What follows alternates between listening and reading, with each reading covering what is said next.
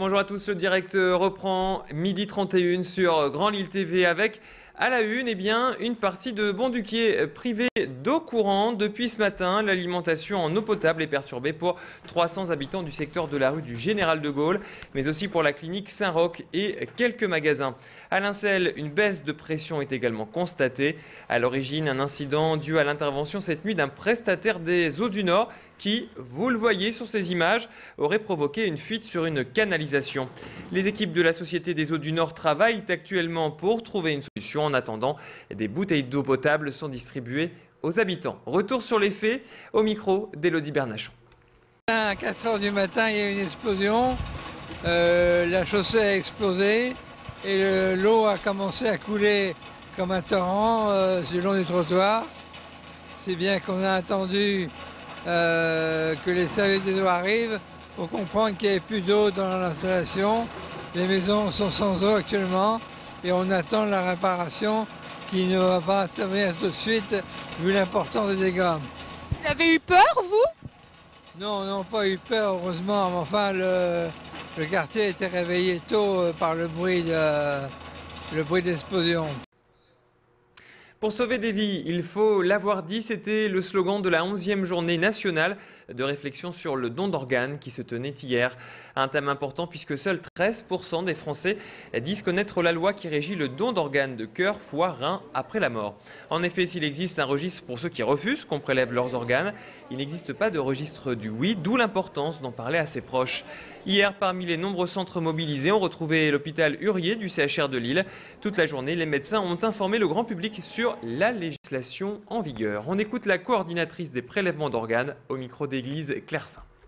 Toute la difficulté, c'est d'expliquer en quoi consiste le prélèvement d'organes, de spécifier dans quel cas on peut le faire, notamment dans le cadre d'une mort encéphalique, donc expliquer avec des termes qui soient compréhensibles et adaptés, faire reformuler, parce que ça aussi c'est important, ce sont des gens qui sont choqués et on n'entend pas toujours le discours que les professionnels peuvent donner. Attention, si vous devez prendre un train demain, un préavis de grève a été déposé par la CGT et Sudrail.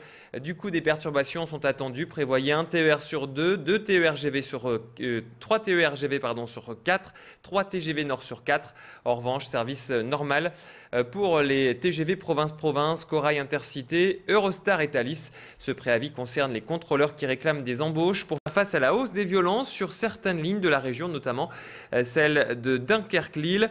La CGT envisage d'ailleurs de faire grève tous les vendredis tant qu'elle n'aura pas été entendue par la direction. L'affaire Florence Cassé va-t-elle sortir de l'impasse? Après de nombreux différends entre les gouvernements français et mexicains, les contacts semblent renouer entre les deux pays. Début juin, 3 parlementaires mexicains ont rendu visite en prison à la nordiste et se sont engagés à examiner son dossier de façon approfondie. Dans notre pays, les parents de Florence Cassé restent mobilisés pour leur fille. Hier soir, ils ont organisé une conférence au Club de la Presse dans Pas-de-Calais en compagnie de leur avocat, Franck Berton, et de Gérard Vanderberg. Ce journaliste à l'AFP a travaillé 3 ans au Mexique et a rencontré à plusieurs reprises Florence Cassé, la nordiste condamnée à 60 ans de prison pour enlèvement et association de malfaiteurs. On écoute ce journaliste au micro de notre reporter Macha Grunessen.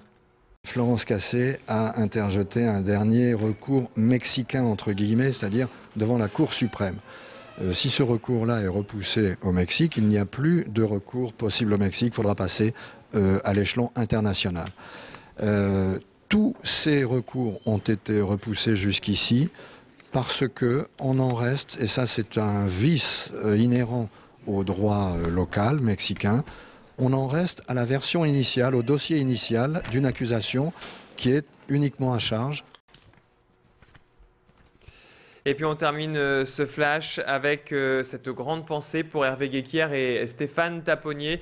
En ce jeudi, c'est le 541e jour de captivité pour les 2 journalistes de France 3. Ils ont été enlevés alors qu'ils réalisaient un reportage pour le magazine Pièces à conviction. Bien sûr, nous avons donc une grande pensée pour Hervé Guéquière, originaire de Marc-en-Barœul, Stéphane Taponnier et leur famille. C'est la fin de cette édition. Merci de l'avoir suivi. Bon appétit si vous êtes à table.